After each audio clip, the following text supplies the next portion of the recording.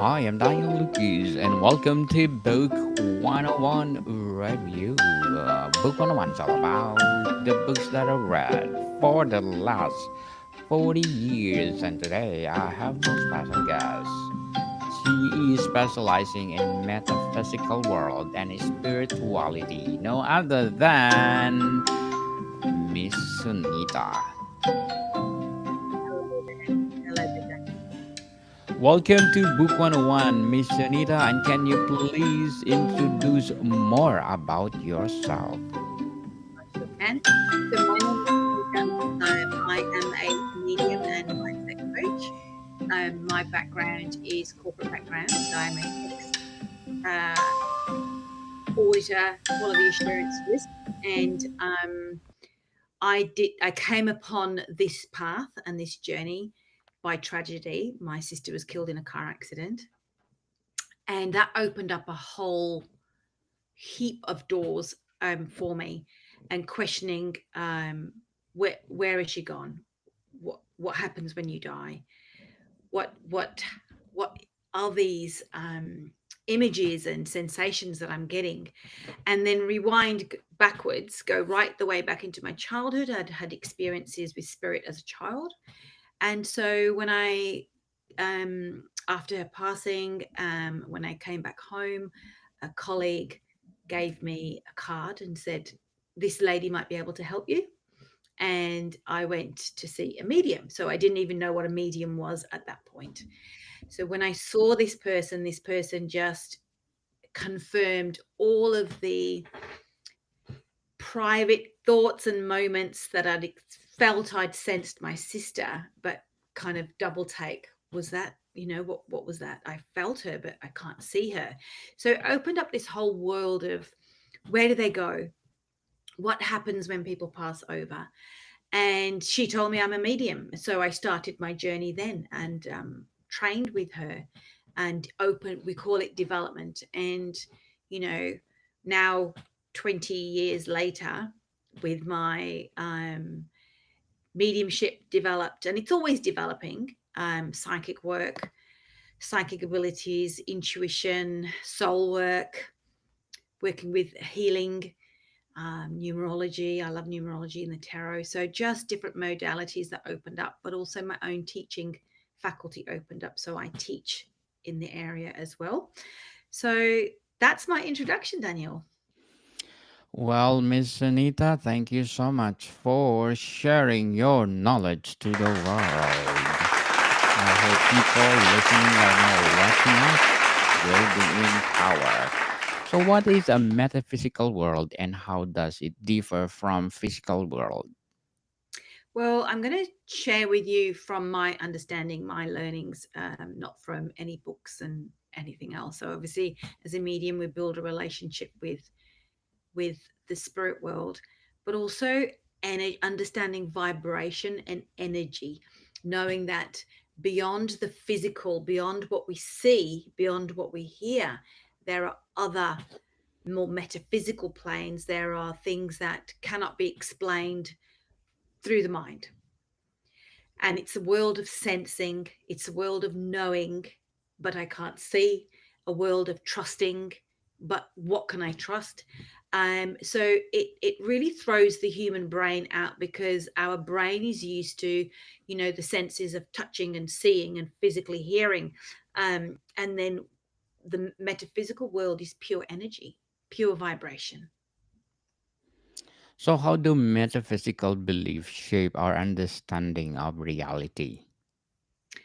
Well, I'm not sure that they shape everybody's, because you've got to be aware, and you've got to be open to knowing that another world exists, kind of parallel to ours, right?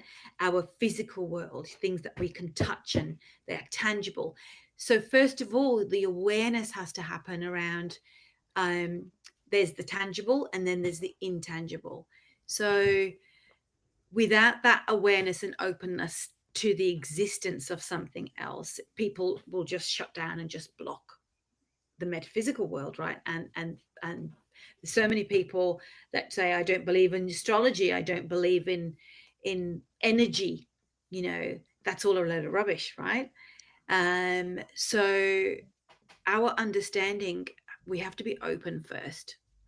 Open that something beyond our knowing exists, beyond our sight. What role does energy play in the metaphysical understanding of the universe? Well, and we are energy.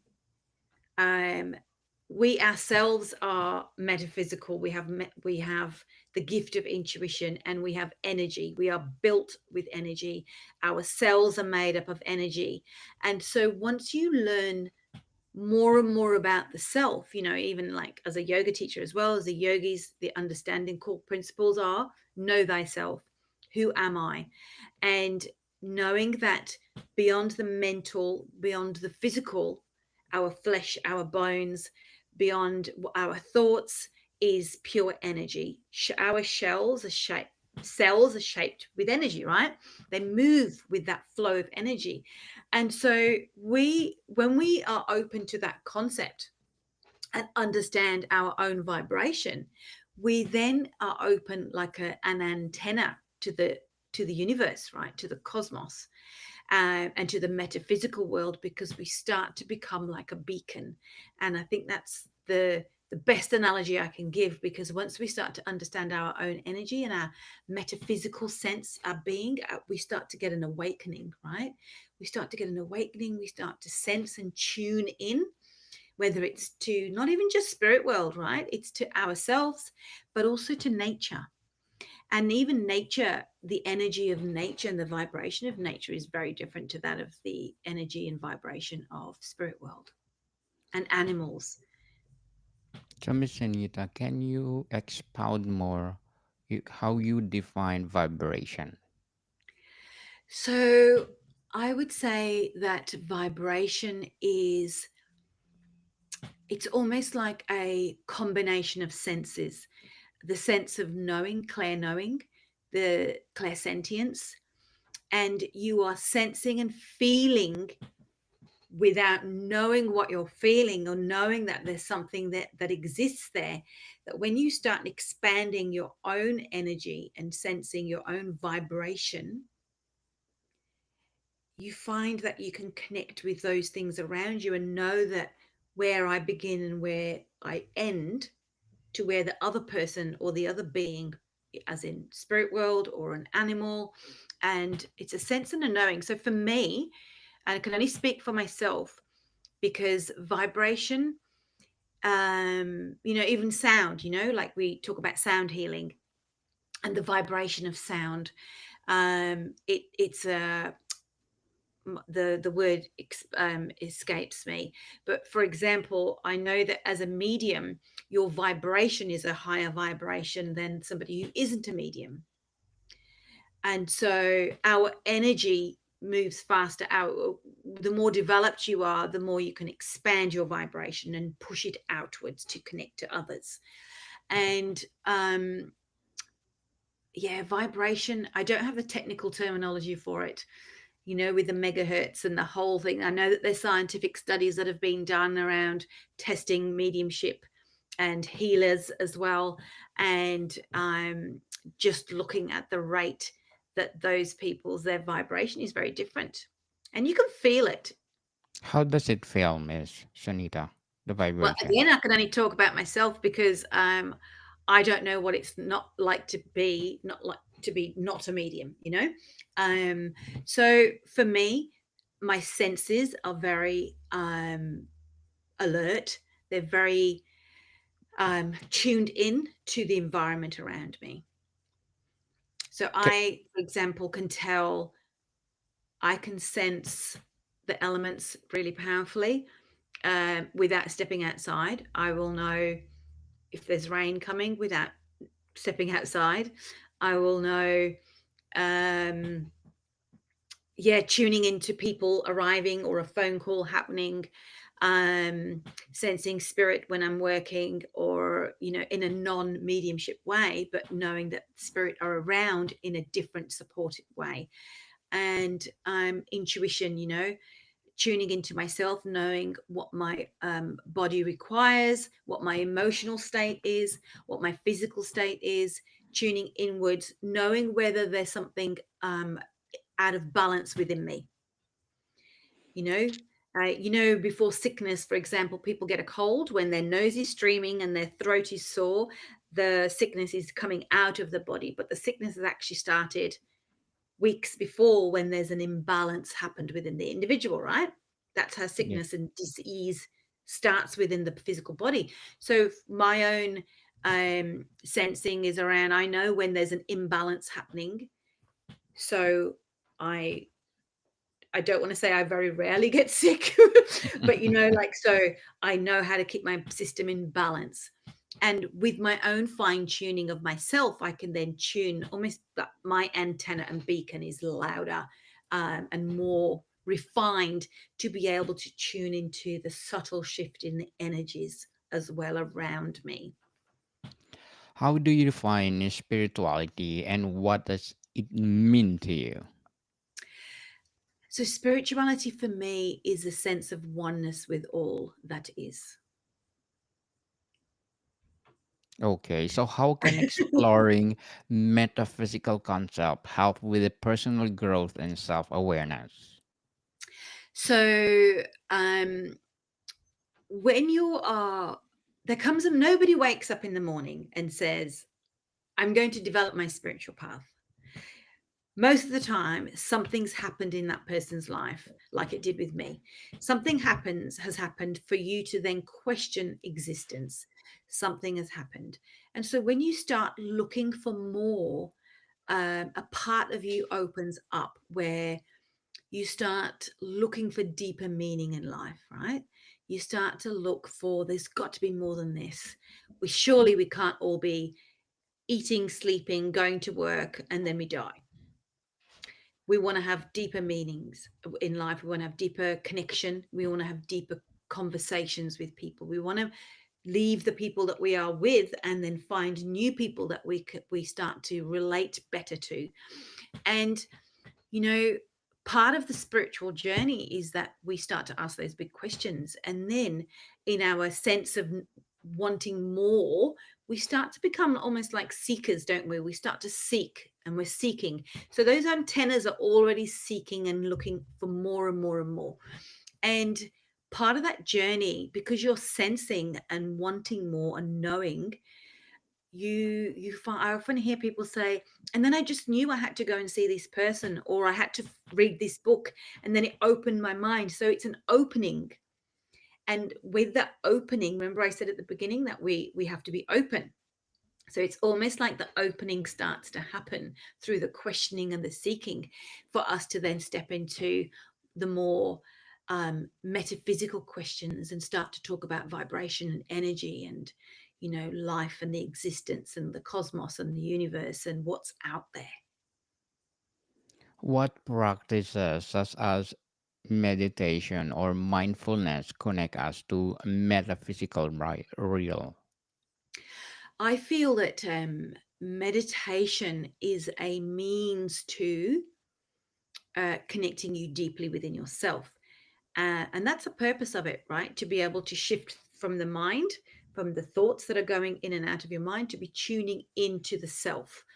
And, with yogi practices, we talk about, using prana and using pranayama to be able to help move the vessel, move the thoughts, to be able to reach enlightenment. That's the whole purpose of meditation, is that we go beyond the thought into enlightenment, into samadhi, into beyond the self.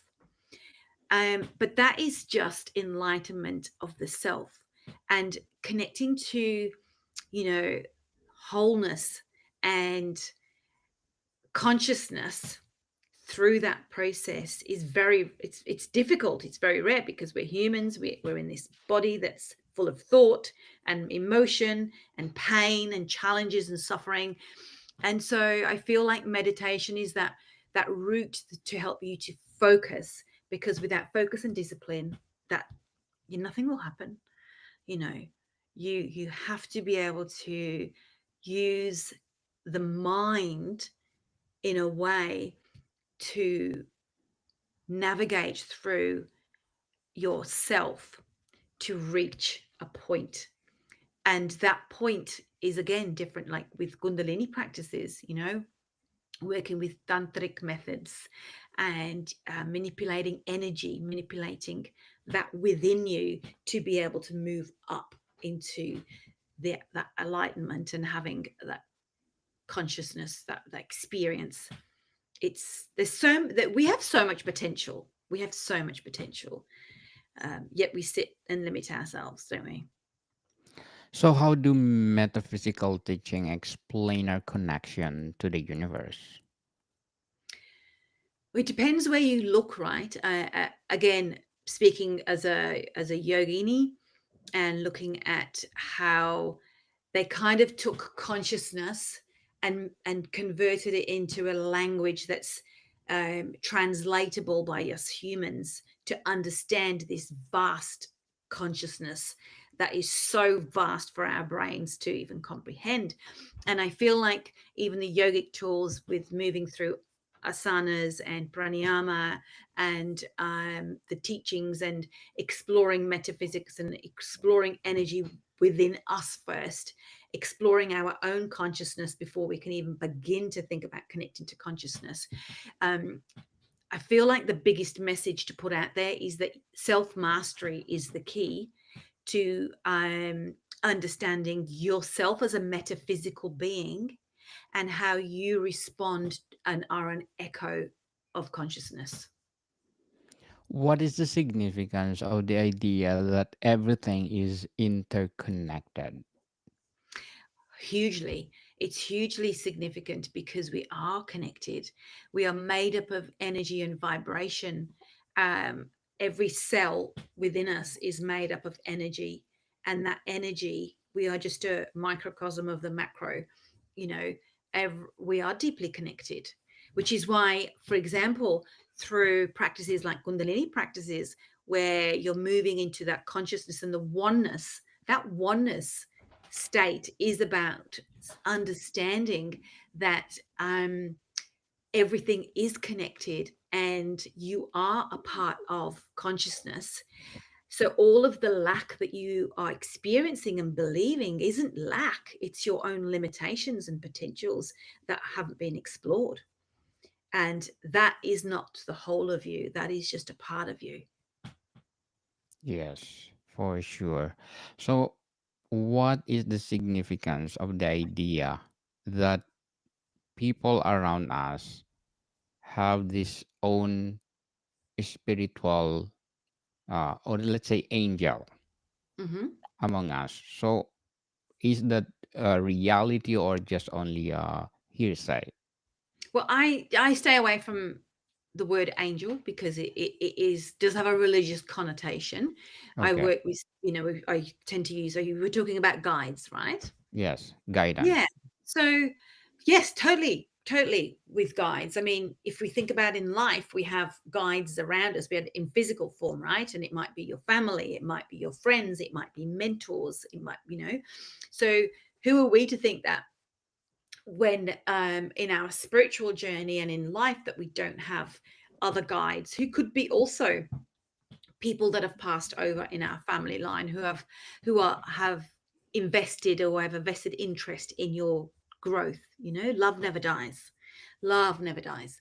And I do believe with spirit world as well, there are different levels and parts within the spirit world, and there are people within the spirit world who, once their soul has evolved and they've gone through their own evolution, that they also put their hand up and say, you know oh, this person and I have something similar. When I was on the physical plane, I be that person's guide. For example, I'll give you a great example. I love animals. I am vegan and plant-based. I'm very passionate about supporting life, for all beings. And I remember really, and animals would come to me. So when I was doing healing work or when there were sick animals, friends, and I had clients who they had told that their animal was going to pass, and they needed that last communication. And I remember touching animals and feeling, I don't know where this information is coming from. I'm picking up their anatomy. I don't know, physical body anatomy. Obviously, I have an understanding of, but not with animals, and the difference between a cat and a dog, and and I remember I was sitting with spirit and building my relationship. That's part of the work that I do in my development, and I remember feeling a different sense of somebody coming in. And then I had confirmation that I did have another guide coming in because my healing work was evolving and changing. And I had a lot of information about a gentleman who was working with me. And I remember seeing him clearly. I didn't know who he was, having a lot of information about him. And I remember looking it up. I looked it up. I literally Googled him because he also told me, he gave me a whole of information about him. Now, this gentleman was a vet, and he had taken a vested interest in me because I was working with animals, and he's also passionate. And this man also did community work. So he was like a community local hero who would do veterinary work for free just to help people who couldn't afford it, or there were strays and rescues. So, because I also volunteer for a rescue, for a shelter. So there was a lot of similarities. And but there were complexities within when I was touching the animals, where there were medical conditions that I would have never have heard of, but I was able to communicate because he was helping me. He was my guide. And then the owner of the animal confirmed, yes, the vets have looked at that information, or no, I will question that when I go back. So there are people beyond our knowing and our field of, families and friends that will also work with us as guides. So yeah, totally true. So, Miss Sunita, what would be your advice for those people out there that they need a spiritual guide? The thing with guides are, you can ask and ask, but guides will only show themselves when they need to, or when it's necessary. So I feel that people shouldn't concentrate on asking who, but concentrate on asking to build a relationship with spirit world, and to build a relationship and be open to receiving new guides from for whatever part of the journey they are in, because your guides will also change according to your growth, you know Yes. and it's very important that first, the number one priority of anybody listening who wants to start the journey of building a relationship with themselves first, so you understand and sense and tune into yourself, because this is the vessel that's going to tune and be the antenna to tune into the metaphysical, right? So you have to make sure that you are healthy, you are sleeping and eating correctly, you are sitting in time of mindfulness or meditation or oneness, in order to then be the clear vibration and an antenna for those beings that are way higher vibrations than we are. So, Miss Sunita, what is your short-term and long-term goals in metaphysical world and in spirituality? Well, my short-term goal is to set up my own work, because obviously I work for myself in this field, and I am setting it up so that I can reach as many people to teach and to guide and facilitate their growth. My work is all around facilitating your growth, because we are all individuals. Our soul path is separate and different for everybody. But the more you understand and learn and start that first step on the path of self-mastery, um, that that's my short-term goal, because I'm currently setting that up. We're just changing the way that the business looks. And my long-term goal is to reach as many people as possible, to kind of give them the message that there is a world beyond, and that we are all have the capacity and ability to tune in into some shape or form, whether it's through intuition, whether it's that you do have a healing or a mediumship gift, that we all have some kind of gift. And to be on your own purpose and path and will help to build a relationship with the metaphysical world. Very well said. And good luck to your goal, Miss Anita. And to sum up our discussion, how can a metaphysical and spiritual belief guide us in living harmoniously with others and the earth? It is 100% faith. Faith. I'm a big believer of faith and trust.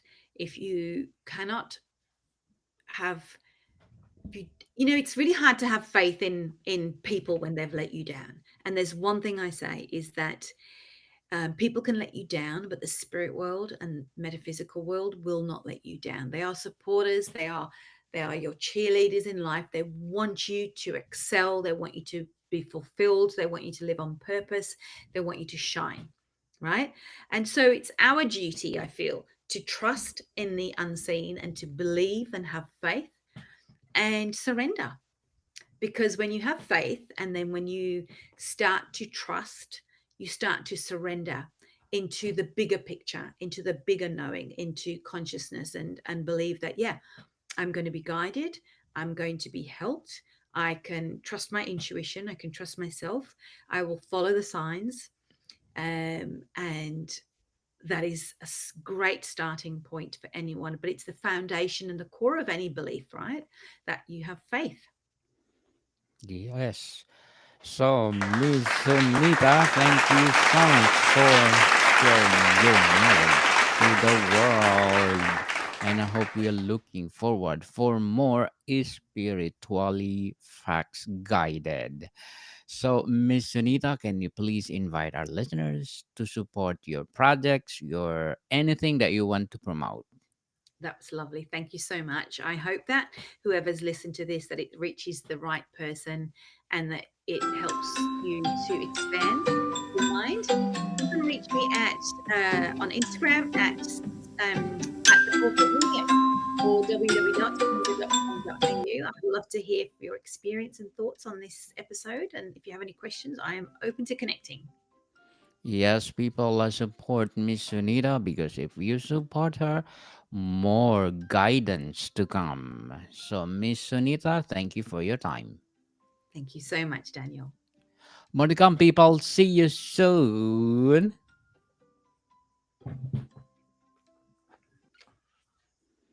Thank you, Miss Sunita, and you are most welcome to